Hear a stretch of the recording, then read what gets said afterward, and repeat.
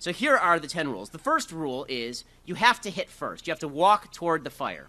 So this is something I learned from my mentor, Andrew Breitbart.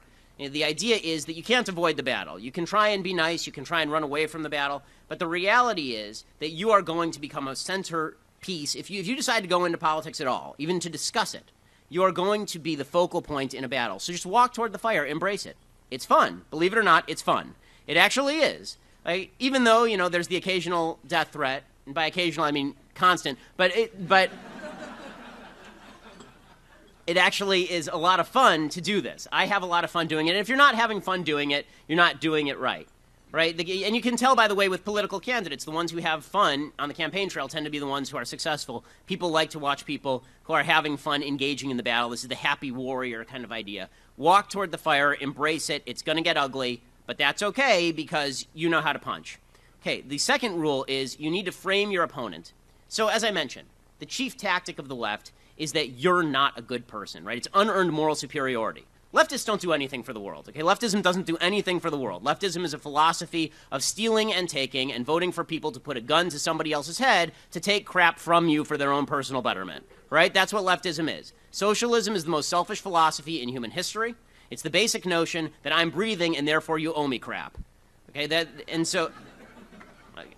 But the way they sleep at night, because they're not adding anything to the general productivity with this philosophy, is, but yes, I'm a better person than you. So your job is to rip away that facade, because they're not. They believe in a really terrible philosophy. So you have to frame your opponent. Right? So most famously, I did this probably in the Piers Morgan interview. I've done it many times, but I don't know how many of you have seen this interview. I did with Piers Morgan, it's now about 3 years ago, on CNN, right after Sandy Hook. It was an interview on gun control. It tells you that it's been a while because Piers Morgan hasn't been on TV for a while, partially because of things like this. And we started the debate, and he wanted to try to explain to me why gun control was a wonderful thing. And before he could even start, he'd been spending days, weeks, proclaiming that anybody who didn't believe in his brand of gun control, anyone who didn't believe in his particular notion of what we ought to do with gun law, that person didn't care enough about the dead children in Sandy Hook. So he started off the interview by saying, Mr. Shapiro, you've called me a bully. Why? And I said, because you are a bully and you stand on the graves of the children of Sandy Hook in order to push your political agenda. And he had nothing to say to that, because it was true. And he kind of clutched his pearls and said, how dare you? And I said,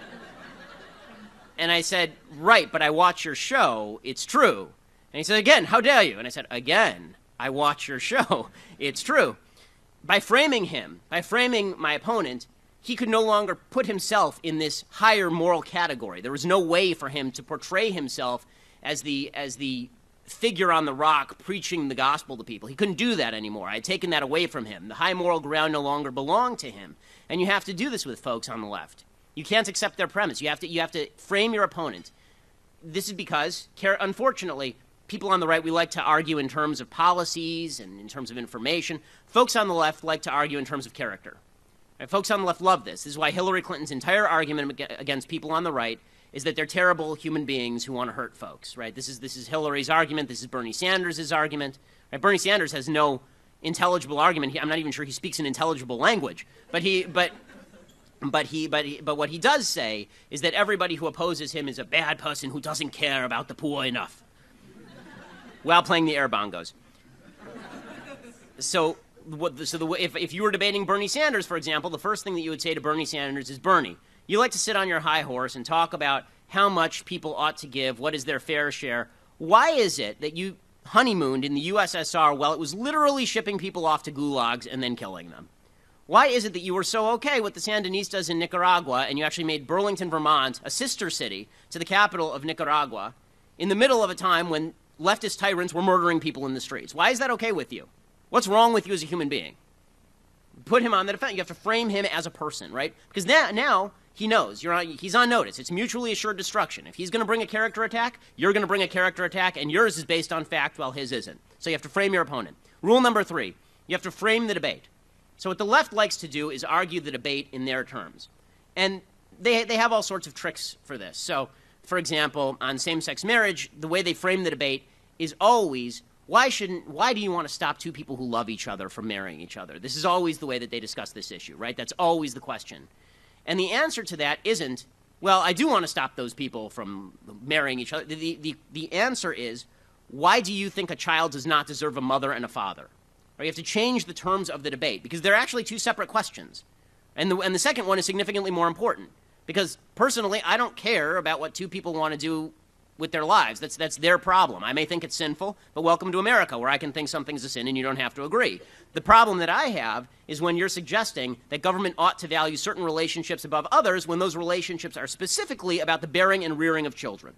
Right? So you have to reframe the debate. You have to find the actual reality of the debate, not the happy talk, not the happy emotional talk of the left. What is the debate actually about? Okay, the fourth point here, you need to spot inconsistencies in the left's argument. This takes research. You actually have to know the left's arguments better than they do. So I'm sure that a large number of college students here go to college campuses that orient to the left, that are very much to the left. Good, good. This will make you a better weapon. Really, I went to UCLA, I went to Harvard Law. I can argue the left side of the position pretty much as well as any leftist. And I'm talking about high-level leftists, because if you spend time learning their arguments and then learning to counter those arguments, you're never surprised. And it turns out that the vast majority of people on the left are wildly inconsistent, internally inconsistent about their arguments. Because the truth is that if they told you what they really believed, everyone hates that. Right? What the left actually believes deep down is so reprehensible and so repugnant and so gross that they will never say it out loud. Instead, they cover it in a sort of patter that's completely inconsistent. So to give a gun example, one of the things you'll hear from the left about guns is that assault weapons bans are the greatest idea in the world, which makes no sense. Right? The vast majority of murders that are committed with guns are committed with handguns. Why don't they want to ban handguns? The answer is, well, this is true also. There's no such thing as an assault weapon. But the internal inconsistency in their argument, is that they say assault weapons are bad because they kill lots of people. The truth is that handguns are used in far more murders than so-called assault weapons. So why don't they want to ban handguns? Okay, now the reality is they do want to ban handguns. But when you get them to admit that, it makes them uncomfortable because no one actually wants to ban handguns in the United States except for like 5 people, and they're all in the Obama administration. So you can always spot that the left is filled with these sorts of inconsistencies, right? Even on global warming, they say, well, global warming, it's going to heat up the world and we're all going to die and the polar bears are going to drown. They won't be able to drink Coca-Cola anymore. It's going to be all sad. And don't you want to stop that? And then you say to them, well, but by your own scientific studies, isn't it true that you don't know what level of carbon emissions lead to a certain level of temperature increase? So given that, according to your own studies, we could dramatically decrease the amount of carbon we're putting into the atmosphere, and we'll still increase the temperature. The amount of the temperature increase will still happen according to your own models because that carbon's already in the atmosphere. There's no way to stop that. And they have no answer for that because it's internally inconsistent, because the real agenda for global warming is a giant economic leveling and taking down of Western economies in favor of less developed economies, because essentially the people pushing this are economic Marxists. Okay, fifth point. You have to force the left to answer questions. You may notice that I'm slightly aggressive in my style. There's a reason for this. This is because if you're on the defensive, you're losing. Right? There's no such thing as playing defense in politics. You're on the offensive all the time. You're forcing them to answer questions. The left loves nothing better than to just grill you as though you're a defendant on the stand. But the truth is you don't have to defend yourself against their attacks. They need to defend themselves against your attacks. So anytime you're asked a question, you should think, okay, how can I flip this so that I'm asking them a question, so I'm putting them on the defensive, right? Any of these inconsistencies is a good example of doing that. You can put them on the defensive and force them to answer questions. Leftists hate answering questions because it makes them think, and thinking is not their strong suit. Feeling is their strong suit. So if you get them away from feeling, which you did with the character argument at the beginning, and now they have to think, which is what you're trying to make them do now, they get all confused, and then they sort of start crying, and it gets all awkward, and then you have to apologize because you ruined the dinner party, but it was fun anyway. Okay. The sixth point here is not getting distracted. So you'll notice when you're in debate with folks on the left, they always have a red herring. It's amazing. I've been giving this particular speech, I've been giving for probably 5 years at YAF, and they're still using the same red herring. They still use it, right? It's the only one that they have, right? So you're talking about Barack Obama's foreign policy is terrible. It's just terrible. The world's on fire. He's been feckless. He's incentivized all of America's enemies to become more powerful and more anti-American. People are dying all over the world because of President Obama's foreign policies.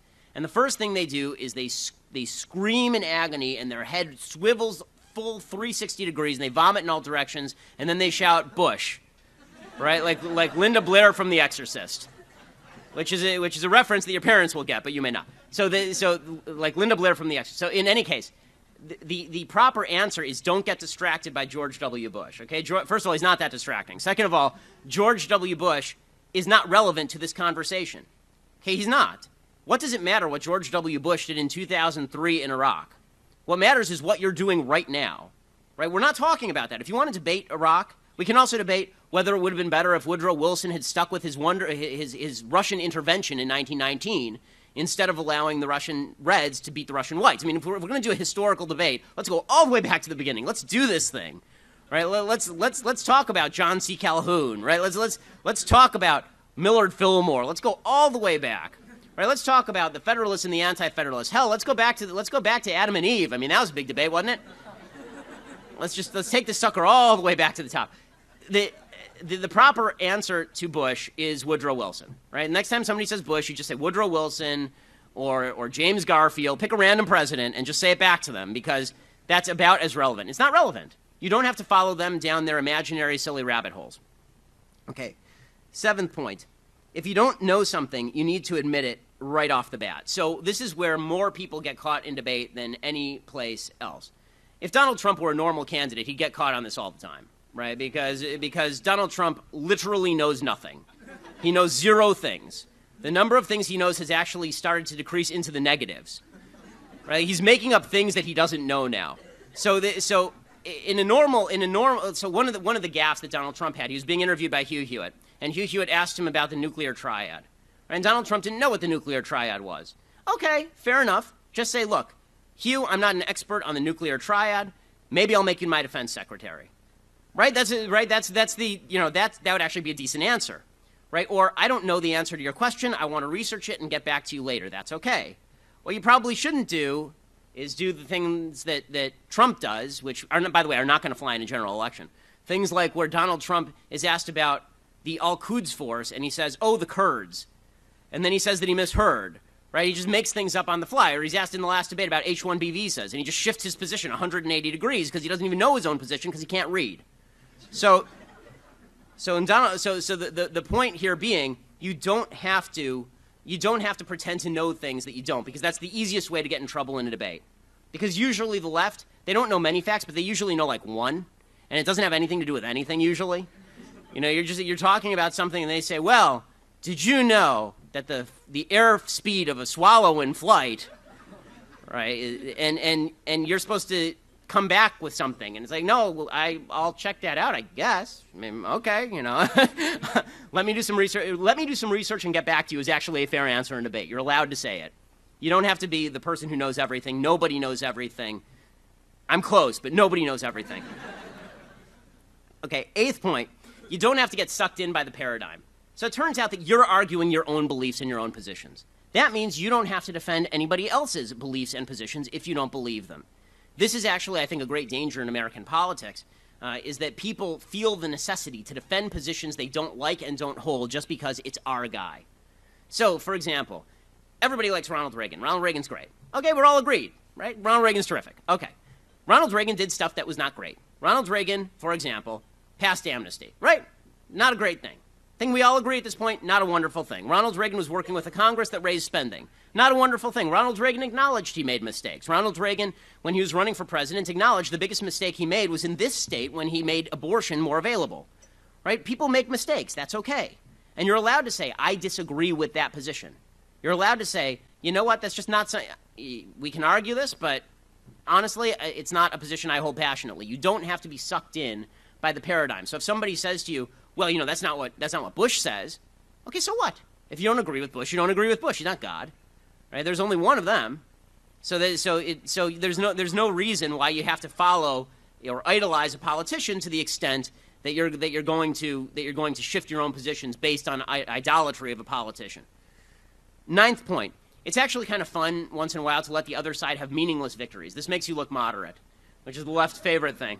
So one of the things that you can do with the left is they like to play these linguistic games. So, for example, immigration reform. right? The whole purpose of the immigration reform discussion is to make you sound like you hate Mexicans, right? That's the whole point of the immigration discussion as far as the left is concerned. Donald Trump makes it easy for them to make this argument, which is one of the problems I have with Trump. When they say, you know, immigration reform, and you say, they say, are you for immigration reform? And you say no, then they say, you hate Mexicans, right? That's always the next line. It's on page 42 of the handbook. The proper answer to are you for immigration reform is sure, I'd love immigration reform. Now, what specifically are you talking about? Right? So for a second, they think you're agreeing with them. And then it turns out you're not because you're actually asking them to define terms. What the left likes to do is they like to pick terms that sound really nice. They happy-dappy-do, great terms that just sound great to everybody. Right? Aren't you for hope and change? And you say, no, I'm for despair and rage. Right? That actually is my campaign platform. But what you actually should do if somebody says, are you for hope and change, is you say, sure, I like hope, I like change. What the hell are you talking about? Right? Because what that means is that you're not dismissing them out of hand. You're asking them for clarification, and then they're in trouble because they don't think, again, in terms of what's under the surface. They just think in terms of these kind of broad terms, and this is the trick that they play. It's actually a brilliant trick. One of the things that they do is they pick terms they know 100% of people like, and then they redefine those terms to mean something that pretty much 0% of people like. Right? Everybody likes hope. Everybody loves change. Not that many people are fond of a sagging economy and a flaccid foreign policy. Right? It turns out not that, but that's what he means by hope and change. But if you say, no, I oppose your hope and change agenda, the hopey-changey thing, as Sarah Palin liked to say, right? If you say that, then they say, well, that's because you're a bad person, right? It always goes back to that original argument. Always reverse, right? You say you're against hope and change, it's because you're Eeyore. You're just terrible. Right? Okay. Final and tenth kind of point in arguing with the left, and that is, body language actually matters when you're arguing with the left. Whoever gets angry first loses. That's the general rule of debate. Unless, again, Donald Trump violates every rule of debate. But aside from Donald Trump, assume you're not Donald Trump and you're not one of the world's most famous men before you start debating someone. Assume that you're just a normal human with a normal IQ, and you're asked to debate somebody.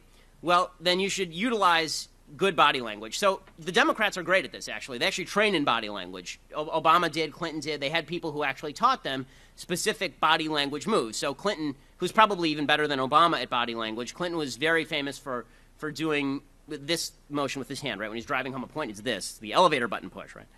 He goes forward like this because if he goes like that, he's lecturing you.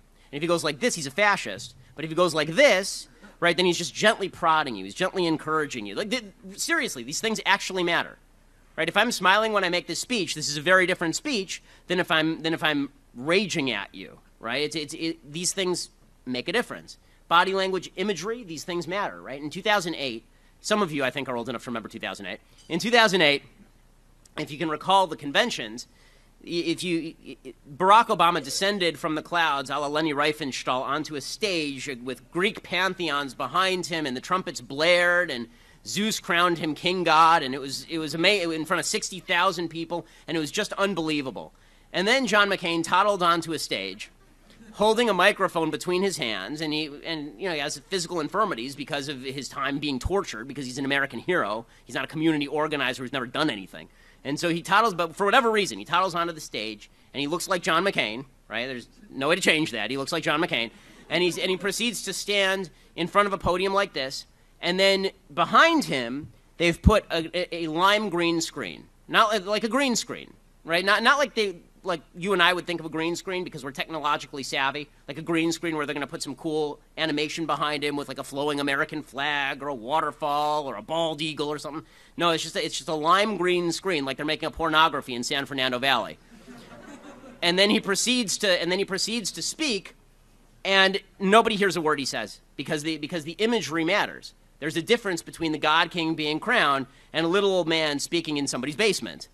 Right, so all of these things actually matter. So think about it. Like, you actually have to think about being well dressed, something that comes not naturally to me at all. You actually have to think about getting a haircut once in a while, dudes. You actually have to learn some elements of body language. Again, Bill Clinton was the best at this. Bill Clinton, he was famous for having 3 forms of handshake, 4 if you include Lewinsky. and it was, he had the three forms of handshake were, he would shake somebody, if he just was meeting you for the first time, he would go for the double hand clasp, right? He would clasp your hand. Nice to meet you. Great to meet you. The second one was if you were a potential donor, right? And that was the hand here and then the other hand on the bicep, right? You're a good friend, right? You're an awesome dude. And then there was the kind of hug, right? That was if you were a big donor or a huge donor from China for whom he was going to declassify nuclear secrets. Then he grabs you by the hand and takes the other hand and puts it sort of on the back of your neck, on your shoulder, because you're just a dude and we're dudes together and it's awesome. So body language actually matters when you're debating people and in normal conversation when you just do politics as a general rule. This is why, the most famous case, of course, is 1960, where Nixon wins the debate with Kennedy on the radio and loses the debate with Kennedy in terms of TV, because he's sweaty and he's got the flu and he just bumped and he clocked his knee on the car and all this stuff and he's favoring one leg. It turns out that people actually do look at you and they make a decision about whether you're winning or losing in the first half a second of a debate, essentially. So those are your 10 rules for debating folks on the left.